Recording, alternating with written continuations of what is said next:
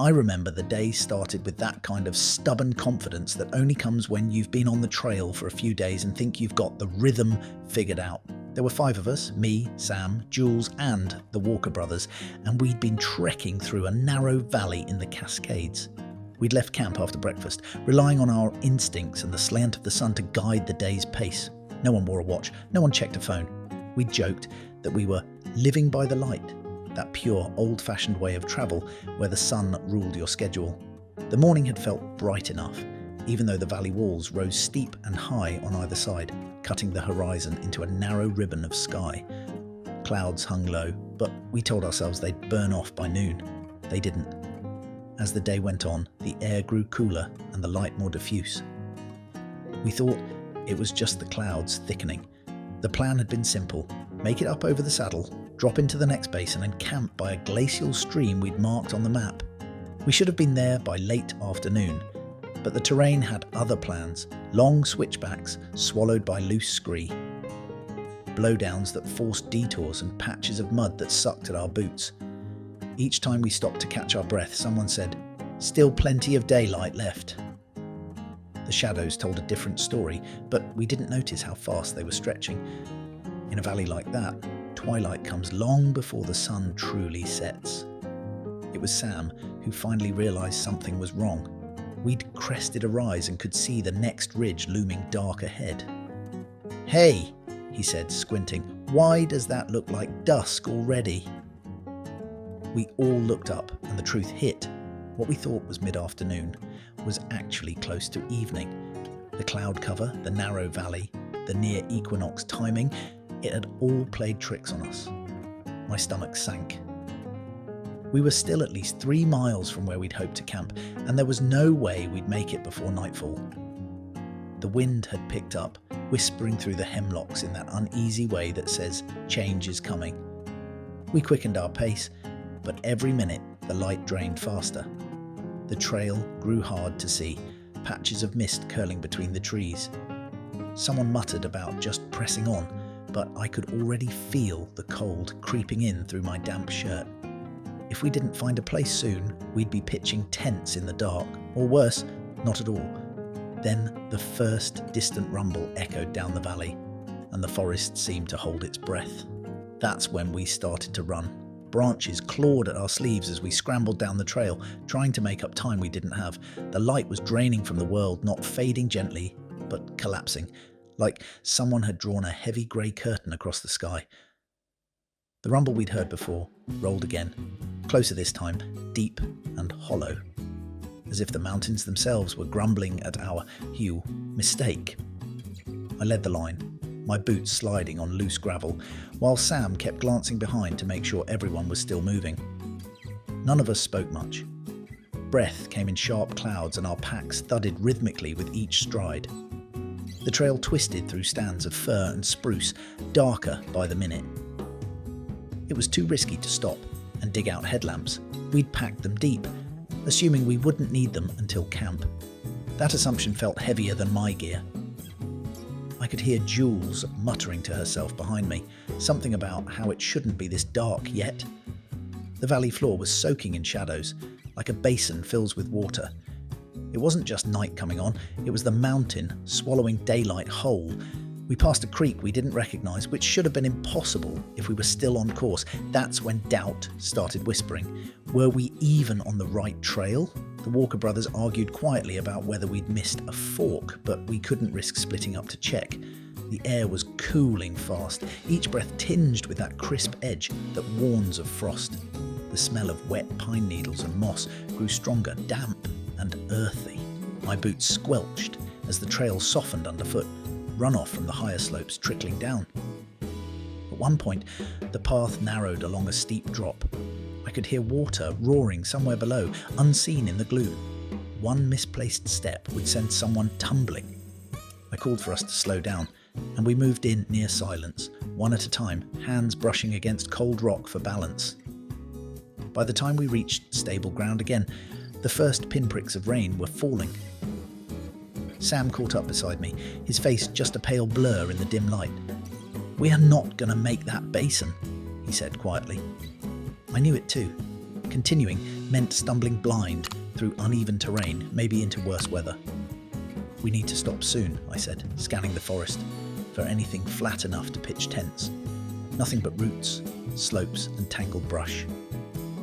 "Keep moving until we find a break," I told the group, though my voice didn't sound confident even to me. Thunder cracked overhead, closer now, echoing off the cliffs in a rolling wave that made the ground tremble. A cold drizzle thickened into steady rain, soaking us within minutes. The trail blurred into shadow and fog, and the only light left was the faint glow of the sky above the ridge. We weren't hiking anymore, we were fleeing the dark, hoping to stumble on safety before it swallowed us whole. The rain sharpened into a fine, needling curtain that found every gap in our clothes. Within minutes, we were drenched, packs heavy with water, the cold crawling beneath our layers like a living thing. I could barely hear anything over the combined sound of the downpour and the thunder booming up the valley, but every so often I caught snippets of breathless curses or Sam calling out, "Stay close, don't lose the trail." The path itself had become a stream, water gushing over our boots, washing small stones down between our feet. Every step demanded balance, and more than once, someone slipped with a shout that disappeared into the storm. We tried to push higher onto a ridge, thinking maybe we'd find a flat spot out of the worst of the water, but the slope was slick with mud. My hands came away black when I grabbed a tree trunk to pull myself upward. Jewel was shaking, part from fear, part from cold. I wanted to stop to check on her, but if we stopped moving, we'd lose what little warmth we had left. The forest had become a blur of shadows and motion, tree trunks merging into the night. Our breath steamed, our legs burned, and still the darkness deepened. Finally, a faint flash of lightning illuminated what looked like a cluster of boulders ahead, just off the trail. Between them, the ground appeared relatively flat, rocky but solid. "There!" I shouted, pointing. We half stumbled, half slid toward it, boots slipping on mossy stones. It wasn't much of a campsite, but it would have to do. The rain came at an angle now, slanting through the trees, and the temperature had dropped enough that every exhale turned to mist. We moved fast, almost wordlessly. Sam and one of the walkers yanked out the tent poles while I cleared away sharp rocks with my boots. Jules fumbled with the rainfly, hands trembling too hard to clip it into place. The wind caught the nylon and nearly tore it from her grip, snapping it like a sail. I lunged to help, pinning the corner with my knee until we could stake it down. The ground was too shallow for proper anchoring, so we used rocks to weigh it instead. Every few seconds, lightning lit the world in blinding white, freezing our frantic shapes for an instant before plunging us back into blackness. By the time the tent was standing, more or less, we were exhausted. My fingers had gone numb, and my clothes clung like ice. We crawled inside, dragging our soaked packs with us, the air thick with the smell of wet earth and sweat. Water dripped from the seams and pooled at the edges of the floor. It wasn't warm, it wasn't dry, and it certainly wasn't comfortable, but it was shelter. Outside, the wind howled through the pines, making them creak and groan like old timbers on a ship. Thunder rolled again, fading slowly into the distance. We sat there in the dim glow of one small headlamp, catching our breath, realizing how close we'd come to being lost out there in the dark. For a long while, we just listened. To the wind moaning through the valley, to the rain smattering against the tent, to the slow, measured breathing of people trying to convince themselves it was over. The adrenaline still hummed in my veins, that raw, sharp edge that comes after a narrow escape. My eyes adjusted to the faint orange halo of the headlamp.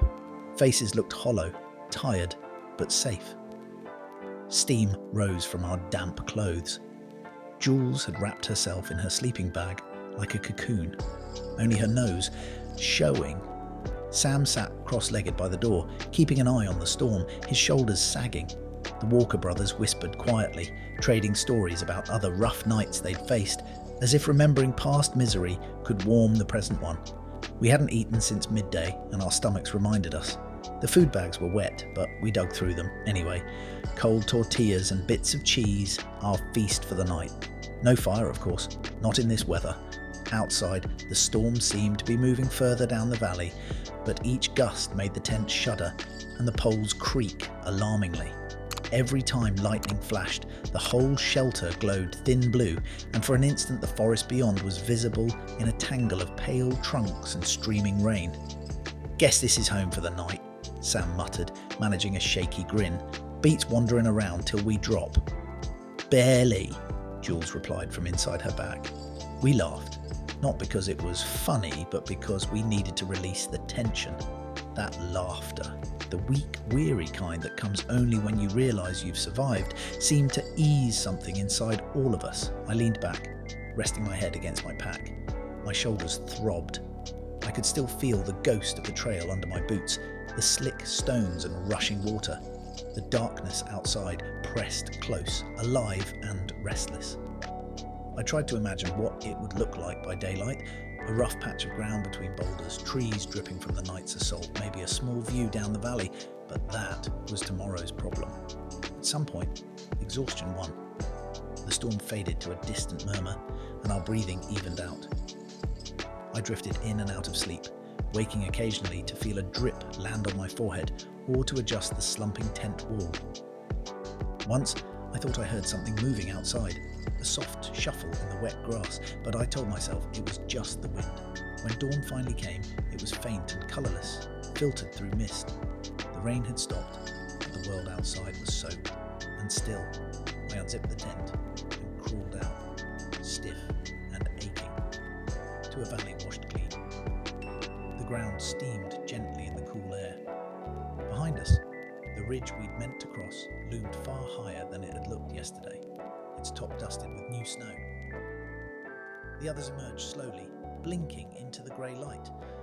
We'd made it through, though not quite to where we'd planned, and in that quiet, dripping morning it didn't seem to matter. We packed in silence that morning, each of us moving a little slower than usual, as though afraid to disturb the uneasy peace that had settled over the valley. The storm had passed, but its fingerprints were everywhere. Muddy rivulets cut across the trail, pine needles plastered to our packs, the faint smell of ozone lingering in the damp air.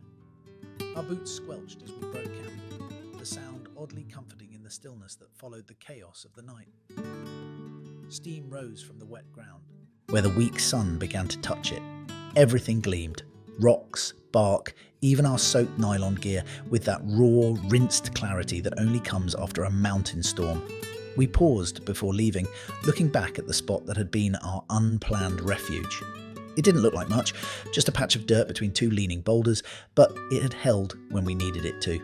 I remember thinking how quickly fear had turned to gratitude there, how the same darkness that terrified us had also hidden us from the wind.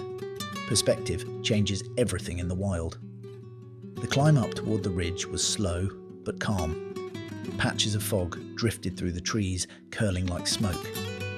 Now and then a ray of sunlight pierced the mist, catching on drops that still clung to the needles overhead.